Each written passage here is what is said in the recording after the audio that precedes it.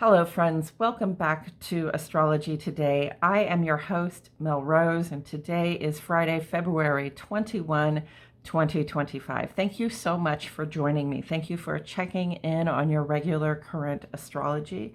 The sun is in Pisces. The moon is in Sagittarius. I hope you're all feeling very happy and well. This moon in Sagittarius is a fiery vibe, and it makes our little hearts grow wings. And in our personal experience, we get restless and we yearn for a little bit of adventure. We imagine some sort of bigger, better experience for ourselves, maybe something that has to do with socializing, and we want to take action to go out and experience it. So if you're feeling that vibe, you wouldn't be alone. The moon is a waxing crescent, so it is an active vibe anyway, because we are clearing out thoughts, stuff and things, thoughts, attitudes, dispositions, emotional crutches that we lean on that no longer work for us in our private experience and our personal lives. Okay, so moon and Sagittarius, imagine that bigger, better thing for yourself and have the adventure.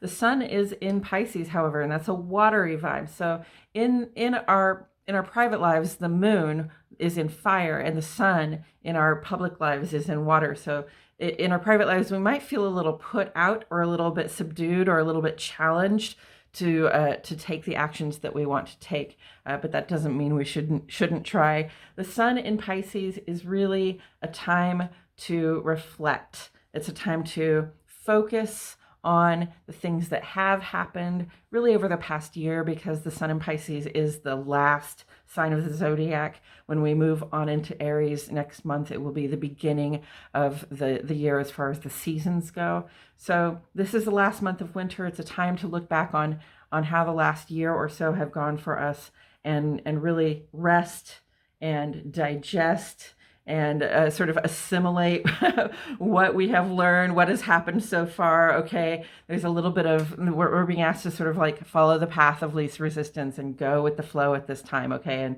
and just sort of tune into what the collective vibration is, because we realize at this time that we are, we just came out of Aquarius, which is very collective and community oriented, and so is Pisces, very collective and community oriented. So we just came out of this time of sort of reckoning with ourselves over how we can add more strength to our networks.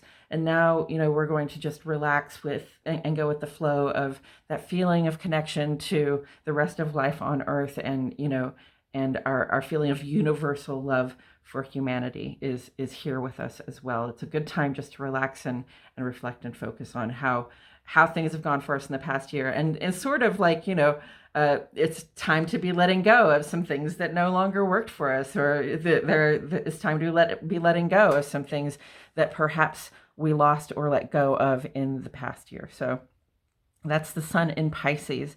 Today, Mars goes direct right after Mercury makes this beautiful trine to Mars retrograde, which is a positive shift in perspective and action, which I think is coming to us when we try to take that sort of relaxed approach, to our outer lives.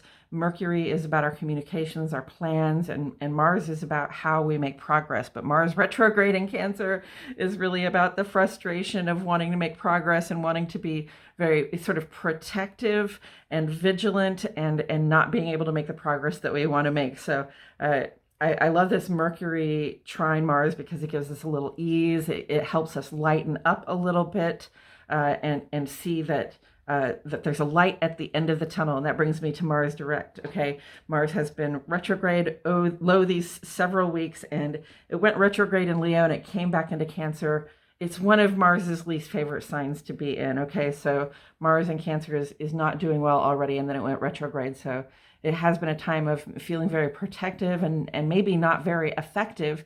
And we can see now, we can see the light at the end of the tunnel. We can see that the time when we can be protective and effective, making the progress that we want to make, is coming up very soon. Okay, so this spring is going to bring that with it.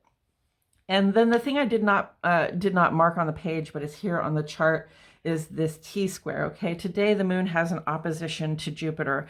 And so, you know, the moon in fire is restless and it wants to get out, but but its opposition to Jupiter and Gemini just says, you know, don't overdo it. Don't, you know, like, don't double down. Jupiter is in Gemini, doubling down, making things bigger by, you know, by sort of digging in your heels and saying, nope, I'm right. I'm going to do it this way. So moon opposite Jupiter, it only happens today this month, but, you know, it's just a warning not to overdo it in your personal life, to overdo the celebration, to overdo the action and adventure. Okay, give yourself a little bit of grace, and especially if something's not working for you, please don't double down on it at this time. Okay, and the way to relieve that tension, the way to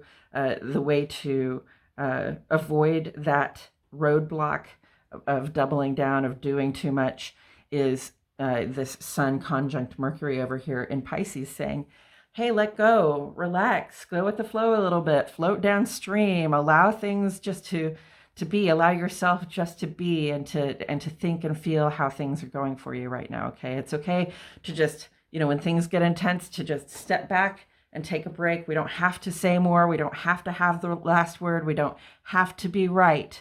And in fact, it might be a crazy idea, unpopular opinion here, okay, but it might be better to have peace of mind and peace in your heart than it is to be right about something. Okay, so that's my unpopular opinion for the day. Being right is not everything, and sometimes, you know, being able to take a break, sometimes being able to pull back and reflect on how things feel to us, rather than you know, asserting or doubling down on something that isn't working for us, is going to provide us some relief.